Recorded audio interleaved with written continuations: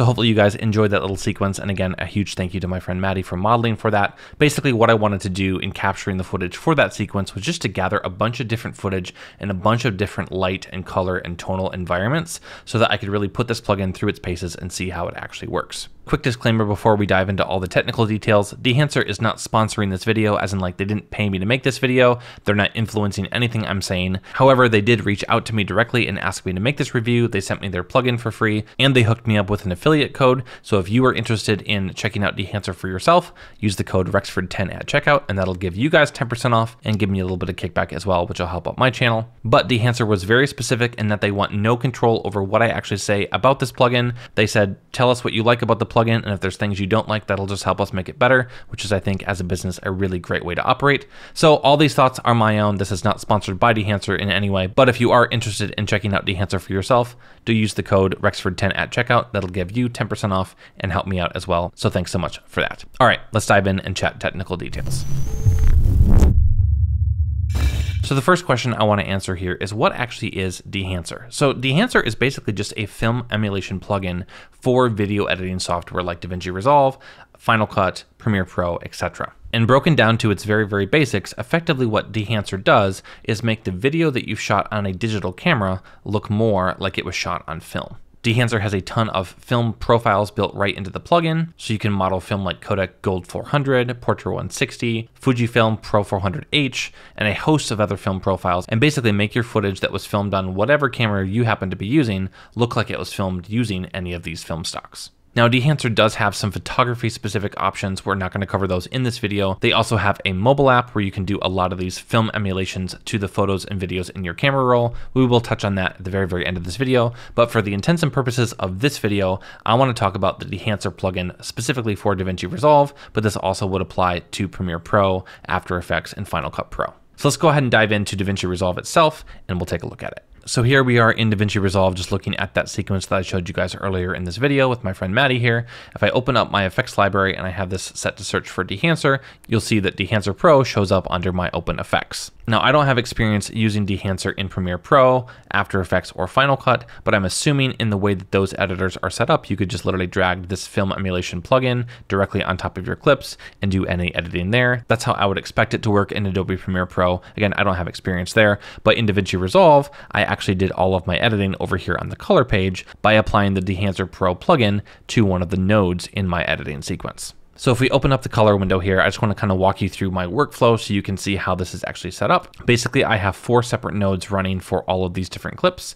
The third node is my gamut baselet, and that's the conversion from S-Log3 to Rec 709. So if we turn that on, you'll see that converts over to Rec 709. I've talked about the gamut baselets before in other videos. These conversion LUTs are, in my opinion, the best way to convert log footage into Rec 709 for editing. I do have an affiliate link below if you want to check that out. These are the LUTs I use on every video that I make. So node 3 here in my chain is that conversion from Sony S-Log3 to Rec 709 using the gamut baselet. Now on node 1, I have some curves and exposure adjustments. You'll see this actually does quite a bit to the footage. So over here, I have the curves, I have a little S curve happening here. And then over in the color wheels, I've kind of brought down the offset, which is effectively the overall exposure, just to darken this footage up a little bit. I've adjusted the tint and the contrast and the temperature as well. So there's actually quite a bit of adjustments happening here. The second node here is actually disabled right now, but this is where I would do any masking or windows in DaVinci Resolve if I had to do any tracking or anything like that. So that's just kind of there in my node structure in case I need it. And then the fourth node here is where I've applied Dehancer. And if I enable this node, you'll see what that does. So obviously that made a pretty substantial change to the footage. I'll turn that back off and back on again. You'll see it adds some grain. It kind of does some adjustments with the shadows and the highlights and all that. So let's go ahead and dive into the actual effects window so we can actually see how Dehancer works. So the first thing you're going to see when you open up the Dehancer plugin is you have an input window where you can select what type of footage your source is and then any basic adjustments that you want to make. So for this example, because I'm already converting to Rec 709 using the gamut baselet, I have it just set to Rec 709 and I haven't done any exposure or temperature adjustments here. If you wanted to, you can actually choose the camera that you were coming from. You can select like the Sony FX3, which is what I was using. Obviously, this is going to look really bad because I already have a conversion on there. So if I turn that off, you'll see I can select, I was using S-Gamut 3 Cine, and I was actually shooting at the base ISO of 800. This has not updated with the firmware update that happened on the FX3. This should be ISO 800, which is the new base ISO on the Sony FX3. But effectively, if you want to do your Rec 709 conversion directly within Dehancer, you can do that. Now, if you'll see here, I don't like the way this actually looks. I think the gamut LUT does a better job at actually making that conversion happen. So if we disable that and then turn that back on, personally, I like the way the gamut LUT renders that conversion better than the Dehancer plugin. And so that's why I've used that gamut baselet on the third node there to be my Rec 709 conversion. But just so you know, you can do that Rec 709 conversion directly within the Dehancer plugin. I'm just going to turn that back to Rec 709 and then enable that plugin. And then we can scroll down and kind of see what else this plugin has to offer. So if we scroll down on the plugin, you'll see the next tab here is Film Developer, where you can do things like change the contrast boost, the gamma correction, color separation, and color boost. Now this is something I actually have used. If you'll see, if I disable this, personally, I felt with some of the specific film stocks, and we'll get to those in a second here, I felt that they desaturated the footage a little bit more than like actual film would, because I've used Portra 160 film, I've used Kodak Gold 200, I've used Fuji Pro 400H, and I felt the way the film stock rendered the colors didn't quite represent that. So basically what you can do here is just go in and say, hey, when we develop the film, we want to boost the colors by a little bit, we want to boost the contrast a little bit. So if you'll see, I disable that and turn that back on. There's obviously a little bit more color coming through. Basically, all you're doing is just boosting the saturation of the overall image itself before we actually apply the film conversion. But anyway, that was my kind of thoughts on that. I ended up really enjoying that Film Developer tab just because I could boost those colors just a little bit to get a little bit more of what I felt like a natural tone was out of the image.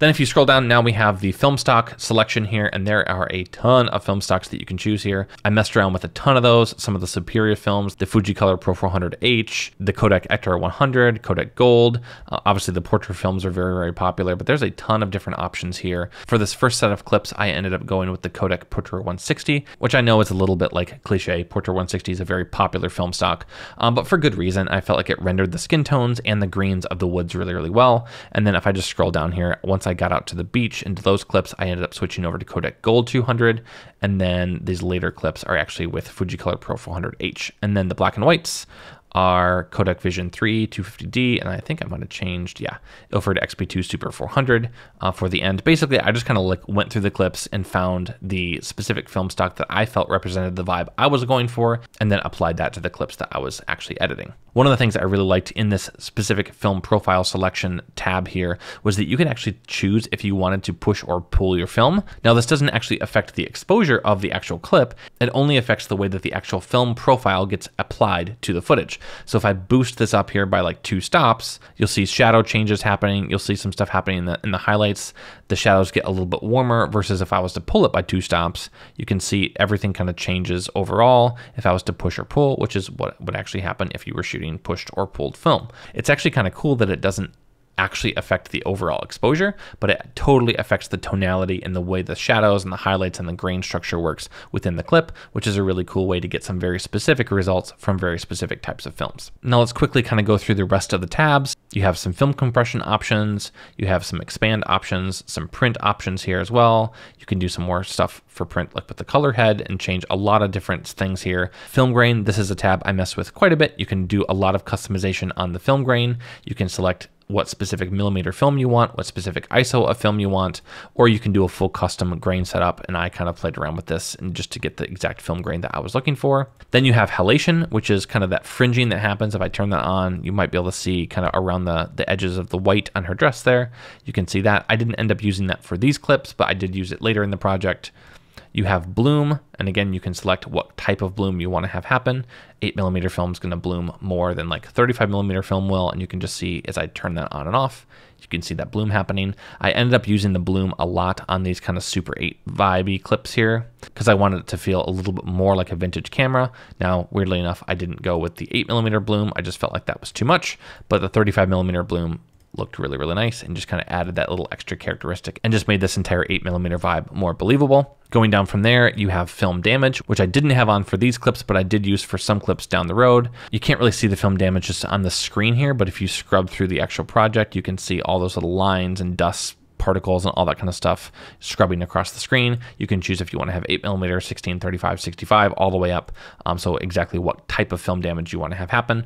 I didn't use this for every single clip, but it really made a difference on some of these 8mm style clips. And then I used it on this one, and I think a couple others at the end here. You'll see I have a lot of kind of film damage happening here. That's the 8mm Super 8 style damage. And that's just a really cool way to just add some character and depth to the overall vibe of your project. Continuing down, we have film depth, gate weave, vignetting, monitor, output, LUT generator, where you can literally make a LUT from your stuff. I didn't mess with any of those options a ton, but there's just a ton of different options within this plugin that you can really dial in exactly what specific things you want to have happen to really emulate the film vibe that you're going for. Another thing that's really cool about this plugin is that you don't have to use the whole plugin in its entirety. For instance, if you just want to apply this plugin and use the film damage option to do something on a clip that you're already grading, you can totally do that. Or if you want to just use the halation option or the bloom, simply apply a film stock to it and don't do anything else.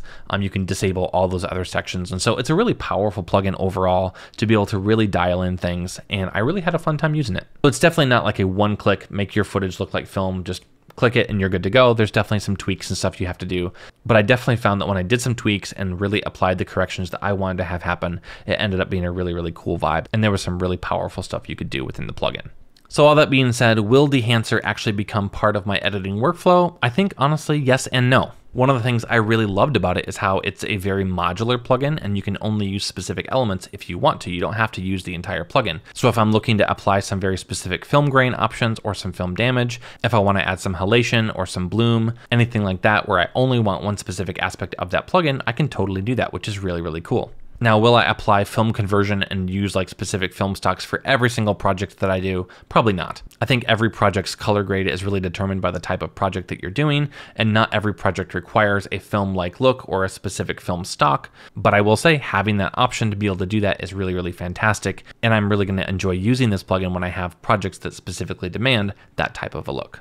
So final question, is this actually worth you purchasing for yourself? And I think that really goes back to the questions I was asking earlier about what specific projects you're shooting. If you're shooting a lot of projects that you really want to have that film vibe, if you're doing indie films or music videos where having that film emulation or any of those specific features would be really helpful, absolutely go ahead and check that out. Again, I can get you 10% off and that'll be really helpful for you guys. Now, one of the things I didn't mention is that Dehancer actually has a bunch of different versions of this plugin depending on how much of the actual plugin you need. I've been demoing the Dehancer Pro plugin, which has all the different camera profiles and log support and conversions and all that kind of stuff. But say you don't need all of that stuff, you might be totally fine getting the Dehancer Lite plugin, which still has a lot of different options to it, but costs substantially less. Maybe you just want to use their film grain plugin or their bloom. They have all of these plugins available as standalones if you don't want to get the whole thing. And so for you as an editor, I think you just have to ask yourself the question, how much do I actually need? What do I actually need? Is it worth buying the full Pro plugin? Do I maybe want the Light plugin? Or do I only need specific elements of that plugin? And maybe it's worth just buying one of the little standalone plugins. Now, maybe you're sitting here going, well, I don't honestly do all that much work in terms of movies or short films or YouTube projects or anything like that, but it would be super helpful to have this kind of plugin for Instagram stories and Reels, TikToks, or even just editing photos. That's where the Dehancer mobile app comes in. If you're looking to add some film emulation to the photos or videos you're taking on your phone and you just want to use their mobile app, the Dehancer mobile app is actually really, really well featured. You're going to find the same kind of film presets that you would find on the desktop app, as well as all those controls for like the film developer, film compression, film grain, halation, bloom, vignetting. All those kind of things are included right within the mobile app. And while the mobile app definitely can't do everything the desktop app can do, it's actually pretty powerful. And if you're just looking to add some film emulation to the photos or videos on your camera, and you want to use that film emulation for some TikToks or Reels, YouTube Shorts, photos to post on Instagram or something like that, the mobile app could be a really, really great solution for you.